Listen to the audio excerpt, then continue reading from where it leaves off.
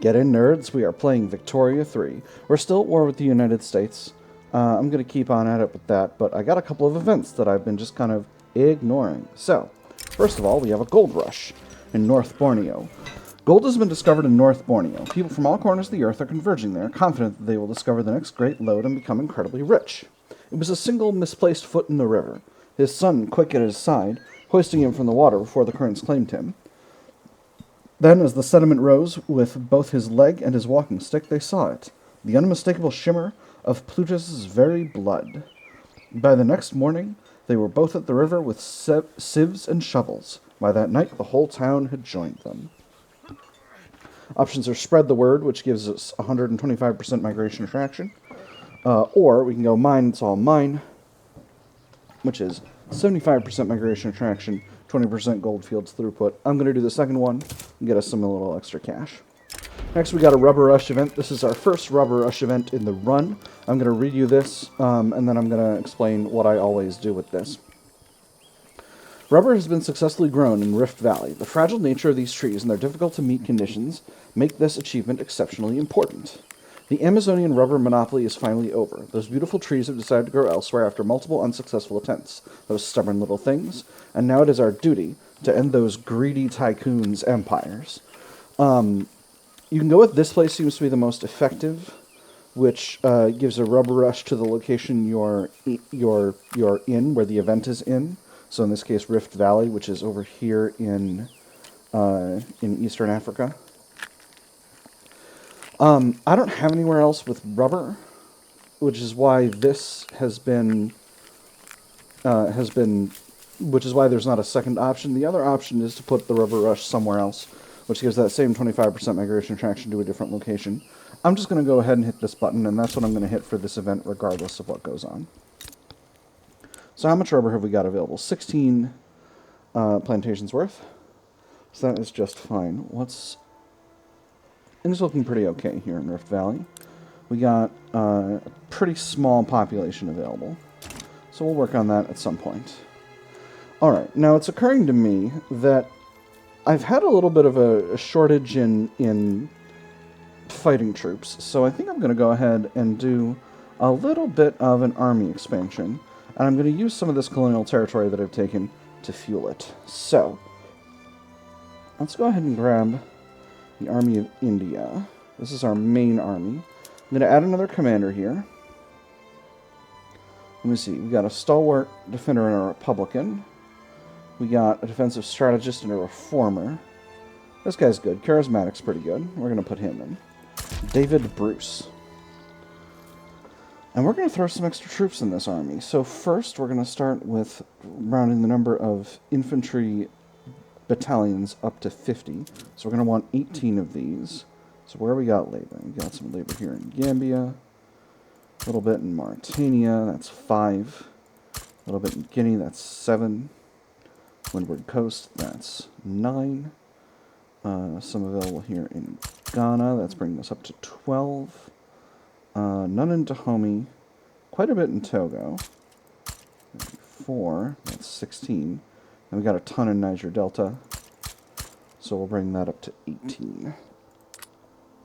That gives us 25 infantry battalions. That means we can throw in an additional...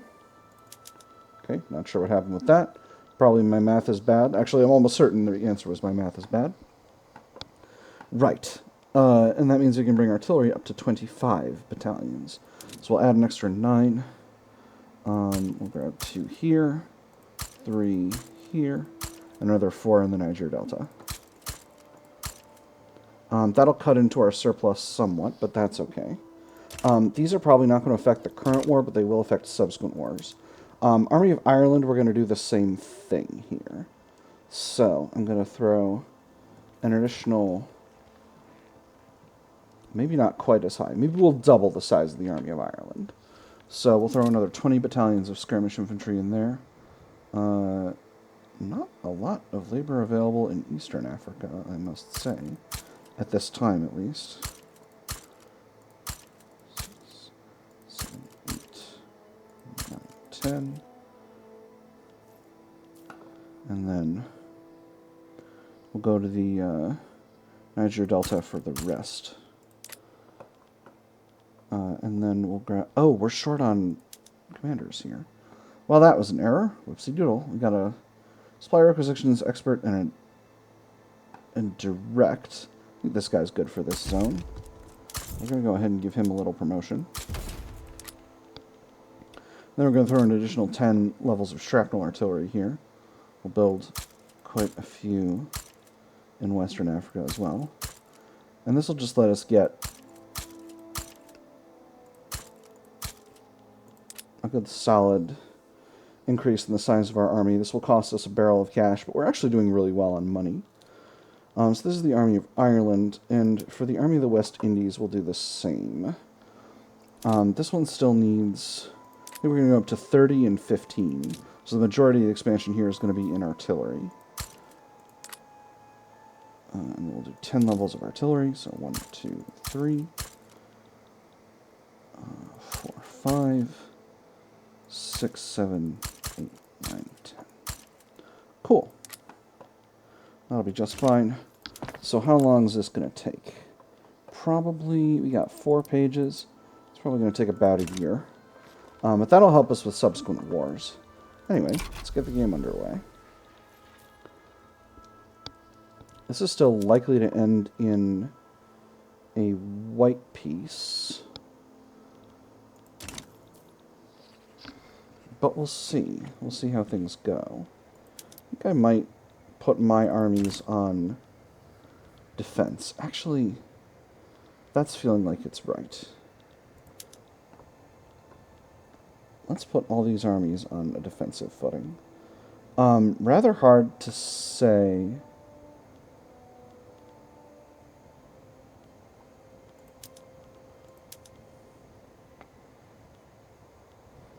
Yeah, we got plenty of supplies coming in. We can adamant defense.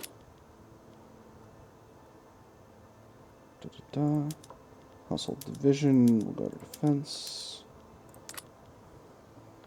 I don't know if this is the most efficient way to do this, but it is the way I have chosen to do it.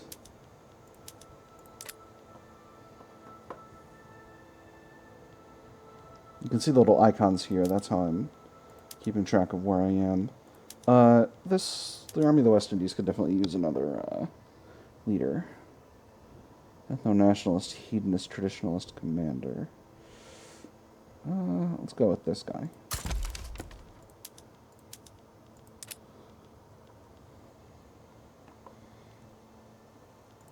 And the last 3 armies. Delaying tactics, so that's interesting. But extra morale loss I don't want. So hopefully we can wear down our enemies while they're caught up in trying to attack us. Alright. We'll get on that, and then we'll be fighting mostly defensive battles, and that'll be good for us. Hopefully that'll allow us to even this out and get our critically low on morale here. Oh, because this army is like in the middle of a battle or something. 2 battles, actually. Now that I'm seeing it. In fact, this one's a big one over here, and we are winning it. So that's wonderful. As we get these military expansions built out, I'm also hoping that the extra employment will reduce turmoil in Africa just a little bit. Now, once this war is finished, I'm planning on trying to snag this little bit of Togo from Denmark. Let me see. What's my infamy at? 6.5 right now, which is not ideal. Let's go ahead and expel diplomats from Benin. So that's going to deteriorate relations, and more importantly, it's going to prevent them from improving relations. It's going to cost us a barrel full of infamy, but that's okay. I can live with that. U.S. war support is continuing to decrease, but because we haven't taken any American territory, we can't actually capitalize on that right now.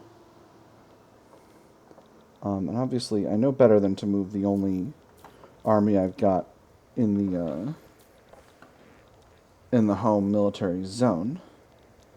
So I'm just going to continue holding out for now and continuing to deal damage to the Americans.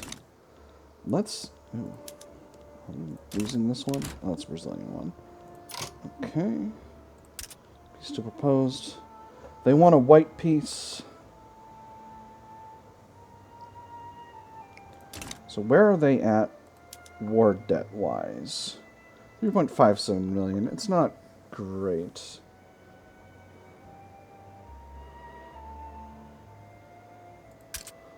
What is war support of our allies? Brazil is doing okay. And Texas is doing... Texas is not doing great. So I'm going to go ahead and accept this peace deal. We'll close that out and let that war be finished. Cool. All right. So, moving right along here. Now that that's done, I'm just going to wait until these armies grow in manpower. Netherlands wants to trade states.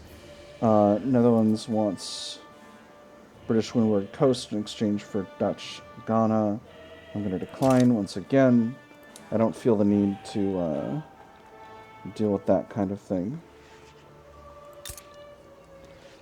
Relations with Oyo are cold. Relations with Benin are still not great. Does this create a peace treaty? It does not. Alright. We're still building up a solid military here, so I'm going to go ahead and increase our game speed. Are we still in a position where we can't trade with Japan?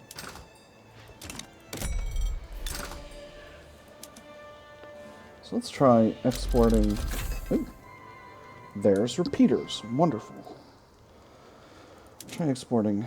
Yeah, that doesn't seem to have reset. Although we can export to the Taming market. I should look at what they require. Well, they certainly want opium, they want luxuries, they want porcelain, they want iron, and they want tools. Cool. Opium, luxuries, porcelain, tools. Opium.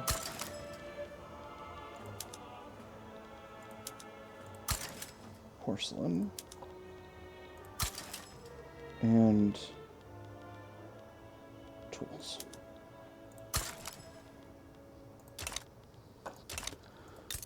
And you have a lot of anything? You have a lot of silk. Would it be productive for me to import silk from you? It appears to be yes. Perfect. A very profitable relationship is about to ensue. So I'm just letting this military buildup get going and let us get a little bit of an infantry reduction. And there's improved fertilizer. Wonderful. So, we have a little bit of economic retooling to do, so let's go ahead and do it. For one, we can get upgraded arms industries. Yes, I know that's going to make them unprofitable. They'll be profitable again later. Fertilizers we can absolutely do by adding an iron input. Yeah, stonks. I feel like I already got that one, but that's okay. So what will this do? This will increase fertilizer demand by 780, increase grain output by a whole bunch. Grain is... Okay, I actually need to pay attention to that, but let's look at fertilizer first. So, this will increase it by 700 and the corresponding amount for the other ones. It's about double that. 1,500 more fertilizer. Fertilizer plants are still basically productive, building this improved fertilizer. How productive are they? Quite productive. Now, what about grain? We got about 2,000 more buy orders than we have sell orders right now. And if we increase this, that'll be about 3,000. So we can consider I think it's still the right call. We'll get everyone using the new fertilizers. And then we'll tank the price of grain. And we'll find someone to sell our grain to. There are plenty of markets who would be happy to make grain purchases. That should help a bit. France is trying to grab Johor, so we'll try our thing. And Denmark here is going to get a 6.6 infamy. That's not going to be too much. I'm going to give it a little bit just so that we'll be at slightly less than the duel. Anthony Headlam. Shouldn't have waited. I should not have waited. Alright, so let's go ahead and mobilize the Army of the Mediterranean. This army doesn't have a commander. We'll go with this guy. Health system investments increased. Law enforcement has increased. Home affairs has increased. That was dumb. How did I have an army with no... I understand they're not doing the auto-promote thing anymore, but I wish there were some alert. These two are both dudes that I don't have a problem with, so we'll just say cut it out. Alright, so Army of the Mediterranean. We're going to need 2 armies here, so we'll grab the Army of Australia. Put you here. Put you on advanced front. And we'll grab the Army of Canada. And we'll put you here. I'm going to set all these other... Oh my goodness, I didn't have a commander in this army either. Ugh. Well, this guy's very good. Yeah, absolutely.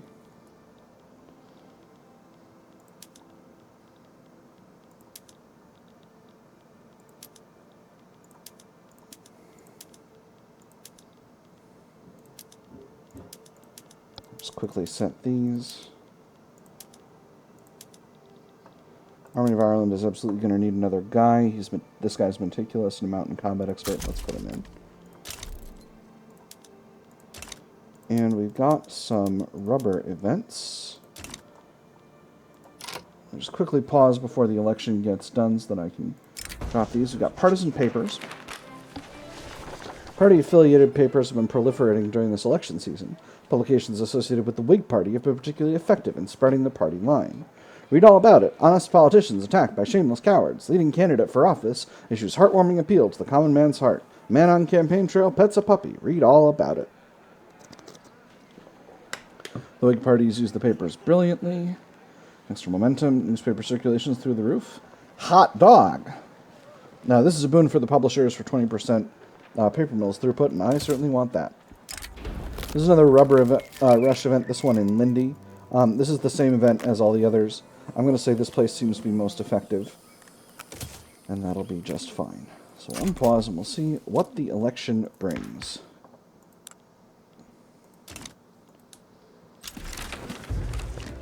Ooh, excellent. P-Light Party is actually in the lead, which means we are keeping our righteous government.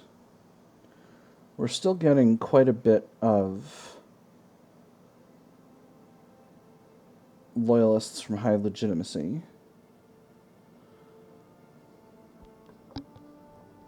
So I think we're good to go with that. I could put the Patriotic Party in with them if I wished, and I'm tempted to do so.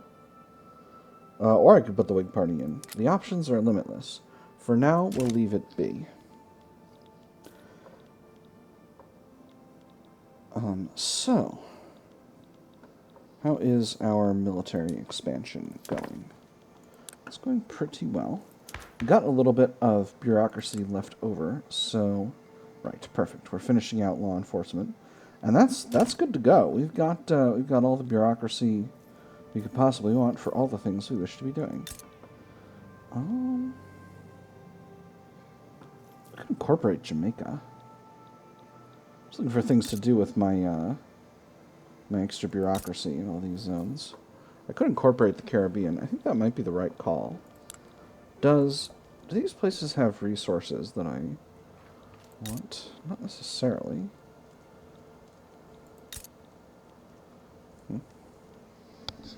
Might be worth it, though. Before I do anything, let me check if I'm... Okay, I don't have any tax waste in any states. Army expansion seems to be going well. Military goods are doing just fine.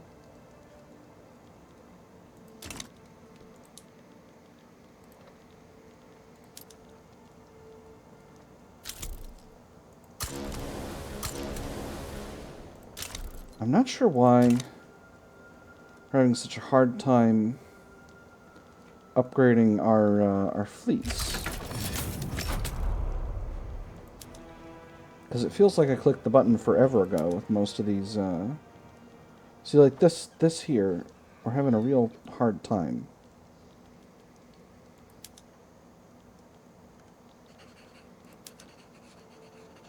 The only one that's gotten properly upgraded is the Plymouth Station one. And I'm not sure why all the others have lagged behind. So it's kind of an odd time. This war has popped off without a hitch. We got another rubber rush. Just going to do the same thing. So the vulcanization tech has already... the rubber mastication tech only unlocks rubber plantations. We don't have... vulcanization yet, which is what we get for machine steel tools and elastics. So right now, actually making rubber is not going to benefit us meaningfully. So that's why I'm not currently concerning myself with a rubber expansion. Cool. Still got gold fields over here. I do actually think I want to expand the industry in some of these zones in the Caribbean. Some iron mines here. I'm just going to build up resource industries in those areas, just to provide good, a little bit of good industry over there. Huh? This is part of New England. Neat.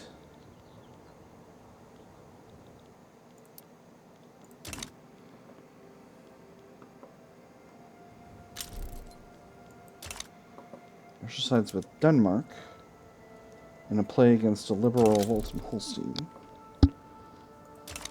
Discovered in South Island. Very good. Alright, so once the war against Ulata is done, which it will be very shortly, we'll go ahead and pull the trigger on taking this from Denmark. I'm going to declare a new... We'll wait till this pops off, and then we'll get started. Again, I don't think it's going to be that big of a deal, but I don't want there to be... I'm going to be opportunistic about it. Hopefully we won't have another colonial rebellion while we're trying to work on that stuff.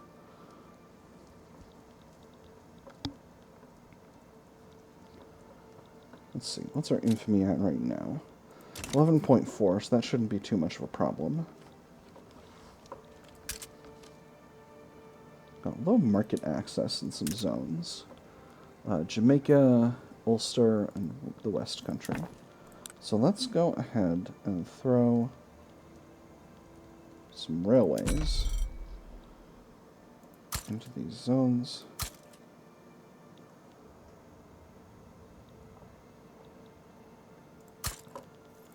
And we'll just build those first.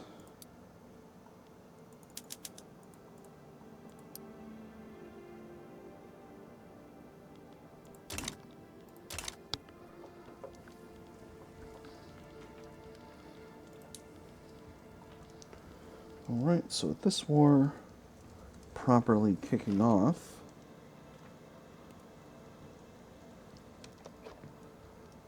come on, you can get there. Get there. How's my investment pool? It's still at 0. Perfect. Alright. They might accept. Hoping they do. Hey, they accepted. Wonderful. So that does give us a chunk of infamy, but it's not a big deal. So let's see what it's going to take to conquer Benin.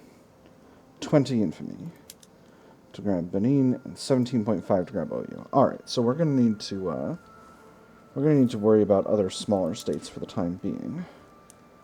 It's going to be only 5 to grab Karagwe. What about Bunyoro? Bunyoro, we got a return state CB against, because we've already got Uganda. What about Ankole? We've also got a return state one over there. And Acholi. Ooh, excellent. So this is, I don't know how we've successfully done this, but, you know, I'm pleased about it. We've got access to colonize Congo Oriental. So are these severe malaria areas? They are. So we're going to not do that. Now, what about these zones here?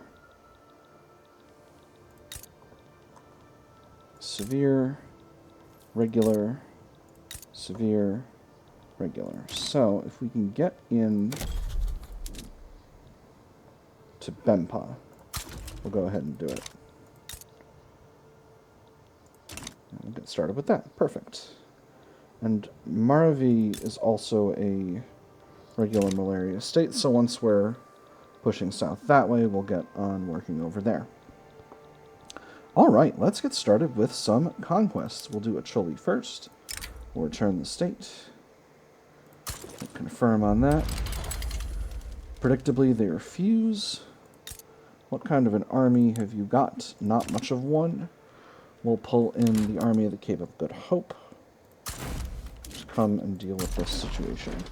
This army actually needs some artillery. So let's go ahead and hire some.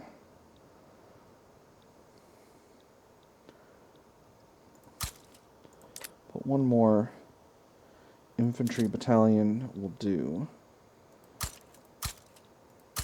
4, 5, 6 artillery battalions, and 2 more battalions of cavalry. And we'll just queue all those all the way up to the top. It's not going to affect this war, probably, but it will be effective in subsequent wars.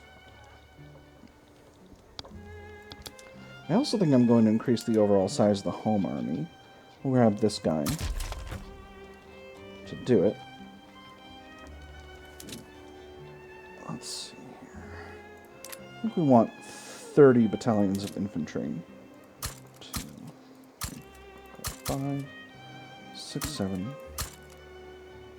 8, 9, 10, 11. You know what? I've interrupted my railways. I didn't mean to interrupt my railways.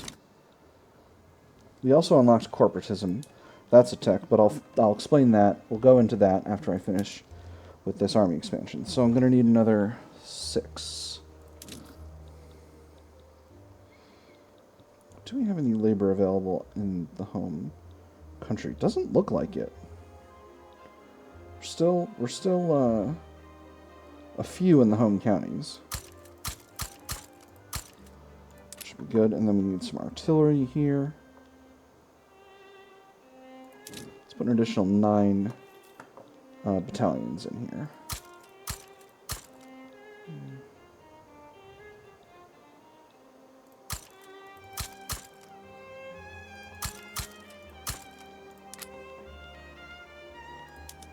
There we go. And that should be fine. So, we unlocked corporatism. Corporatism is a new tech from the current expansion, and here's what it does. It changes... Well, it gives us reduced radicals from standard of living and accepted cultures. I thought this changed the attitude of the devout.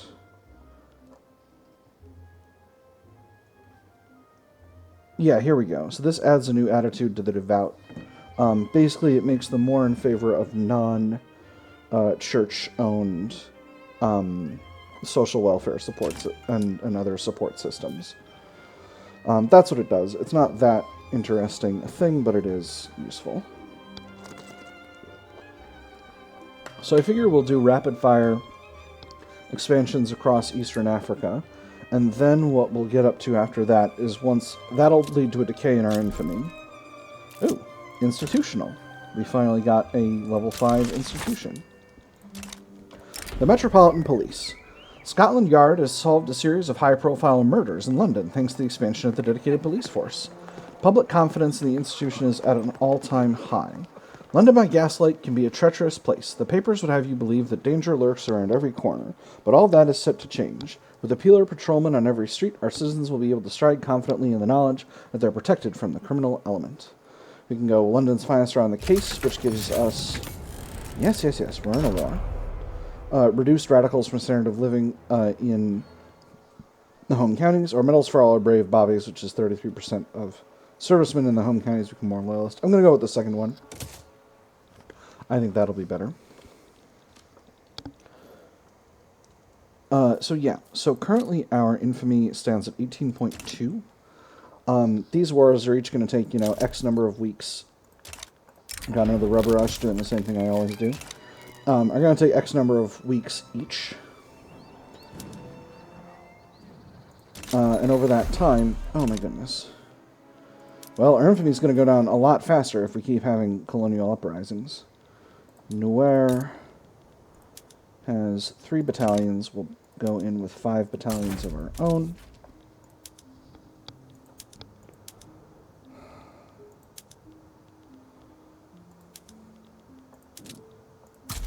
There we go.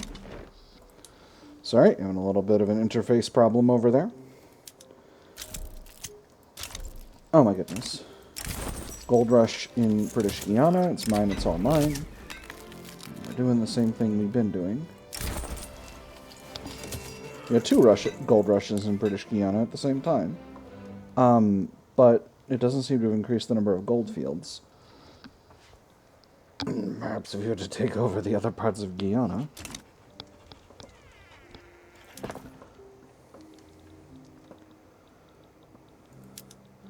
This army is going to go over here as well. So once this war is done, we'll continue with these. Probably our infamy is going to go down by nature, just due to the fact that we can't engage in another aggressive war. I mean, if you don't define this as an aggressive war, which I think there's a very good argument that it is, because we're coming over here and doing a big imperialism. All right, so we're basically going to need to get them all the way down to negative 100 war support in order for this to work. Are you deploying to this front, sir? I guess they weren't. But they're deploying there now. What does our market need? The free market is basically building... Oh gosh, we need engines, and we still need steel.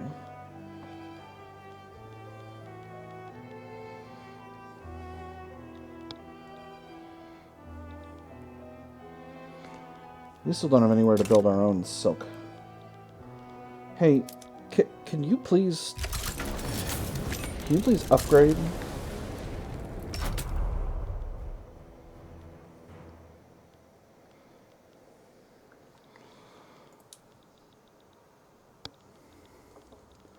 I think I'm going to need to do this manually. So, oh my goodness. They're all over the place. Doesn't tell me where they are. Cripes. And now we got an uprising in Bemba. That's just fine. We've already got 2 armies mobilized. We'll put them into action right now. Right?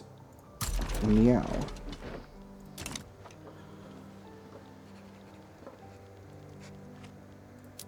Alright.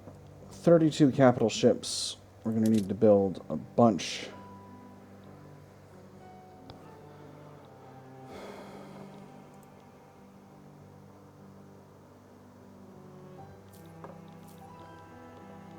I'm just going to kind of guess with this.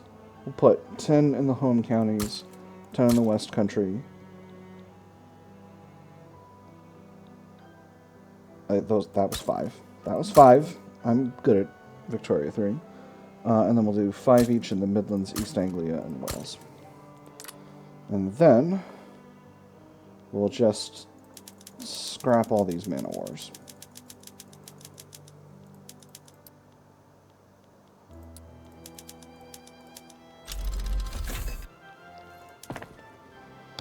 And these will get built relatively quickly.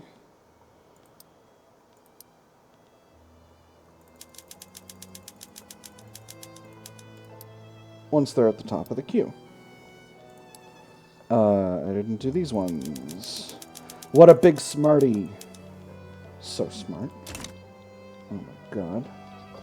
Alright, so once this war is done, we'll continue to conquer these territories down here. Set British colonization rights to yes. And that means we've got a hold of more of Uganda. So, go ahead and reset production methods. 10th British Army can get removed back to the Army of the Cape of Good Hope. And we'll go ahead and buff the speed back up.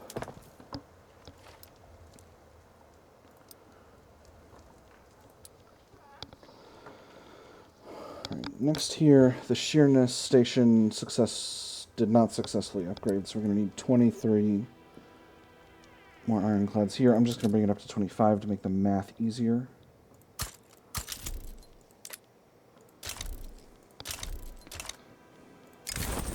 So, actually, I'm going to do this first.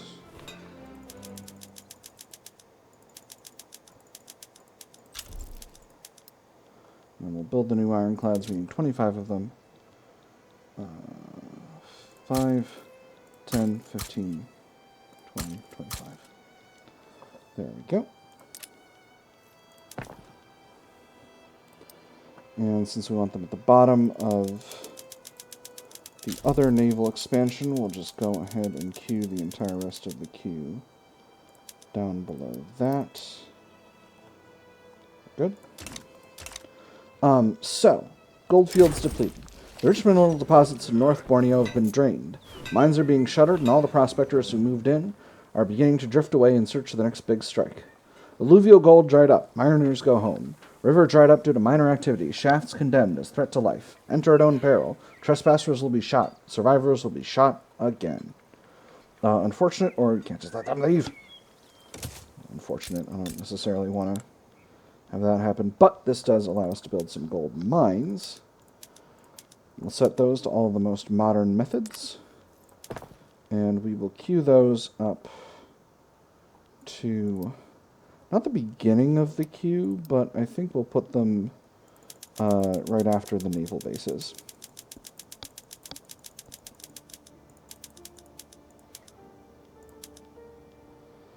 Get those underway here. This peace deal should be good to go pretty soon.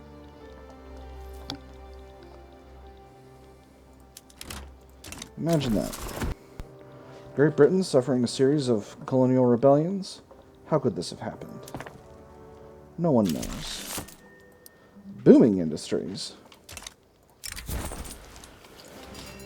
With the recent expansion of both the production and consumption of explosives in our country, there has been much debate on whether the military or the industrial sector should have priority.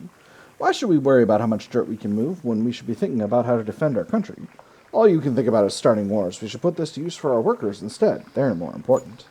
We should try to support both industries. This gives us 33% extra fertilizer plants throughput. Give it to the industrial sector priority, which gives us extra mines throughput, or give it to the military sector. We'll go with the mines. Taming Amazonia. Currently in our possession are vast tracts of pristine, undeveloped Amazonian lands. While some laud its wild beauty, others see naught but an untamed frontier overflowing with rubber, longing for the gentle touch of progress and capital. Take this down. We stand on the edge of what could be the very lungs of the planet itself. The terrible wonders that might be inside are ours to behold. So do you mind, Bemba? I'm trying to read a thing here. Sorry. The terrible wonders that might be inside are ours to behold, to conquer, and to subjugate. As darkest Africa has yielded to... sir, I believe I forgot my pen. Perhaps I could dictate when we return to camp? Imbecile! Bah! Use mine. Now from the top, and do not interrupt. Fortune smiles upon the brave and spits on the coward, adds exploiting the Amazon to the Journal of Great Britain. So let's see what that is. While rubber and its properties have long been known to us, traditionally its uses have been limited and consequently commercial demands have been low. However, with the Industrial Revolution in full swing and new uses for rubber found by the week, calls for increased production of sword. Steps must be taken to transform the Amazon from an inhospitable jungle into an intensively developed land capable of meeting the demands of commerce. Will complete if all rubber-producing Amazonian states must have their state trait upgraded to exploited Amazon rainforest. Develop Amazonian states. Rich forests of the Amazon are an untapped source of wealth. It behoves us to develop these lands for the sake of the nation and our continued prosperity. Any British state has the Amazon rainforest trait, and building an urban center with 2 or higher level, or 10 levels of rubber plantations. Alright, so that shouldn't be too hard. Or explode Amazonian state, we get double that, and we get this. Alright, so that shouldn't be too hard. We can actually queue in a project for that right now. Let's max out rubber plantations, logging camps, and fishing wharves to start, and we'll get going from there. There's not really a lot of labor in Guyana, but that is what it is. A doctrine of iron and steam. The introduction of vessels with metal-skinned hulls represents nothing less than a revolution in naval warfare. Near impervious to traditional types of shot, Admiral Lewis Irving assures us that British domination of the dominion of the seas will be absolute. While wooden ships with iron men might beat iron ships with wooden men, it sure doesn't hurt to have the iron on our side. This will make our lines of battle invincible. This gives us 10% extra defense for our navies. Metal bows, metal rams. What could go wrong? Extra Navy offense, reduced Navy defense, or Gripping rules the waves, extra prestige from Navy power projection. I think we're going to do with the first one. Extra stronger navies is good. Alright, France and the United States are having a fight over Liberia. France wants Liberia, and the United States wants Senegal. Some interesting opportunities for us. I'm going to let them do that. That said, wow, we're actually way over our normal episode length. A lot of wild... Oop, lost an admiral. A lot of wild events have occurred this time around. Let me just make sure I'm not leaving one of my fleets without a leader. I am not. A lot of interesting events have occurred this time around. We've done a bunch of work over here solidifying our colonial possessions. And we finally grabbed that tiny bit of Denmark. So there's only one tiny bit of Denmark left to grab over here in the West Indies. And then we'll have just as much Denmark as our body has room for. This whole situation popping off I'm going to leave and let go of. Because I want to be able to exploit it. And I'm going to exploit it at some point.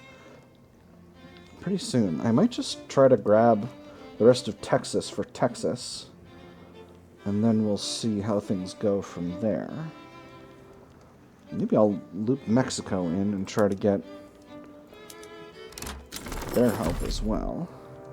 Because we have been doing a large military expansion, and we're working on another one. Oh my gosh. Alright. One more event, and then I'll close out the episode. Hell on Earth. Workers at the rubber plantations in Rift Valley are being severely mistreated. Mutilation has become a common punishment for their perceived failures. They went on to declare, when asked why they fled, that they had endured such ill treatment at the hands of the government officials and the government soldiers in their own country that life had become intolerable, that nothing had remained for them at home but to be killed for failure to bring in a certain amount of rubber, or to die from starvation or exposure in their attempts to satisfy the demands made upon them. We cannot slow down production. This gives us a massive increase in mortality, or launch an inquiry into the conditions of the plantations. I'm going to do the second one. There's no rubber demand right now, so we're gonna put the kibosh on that and see how that goes. But with that, that is the end of the episode. Our colonialism in Africa is in full swing. I've had fun. I hope you all have had fun, and I will see you all on the other side.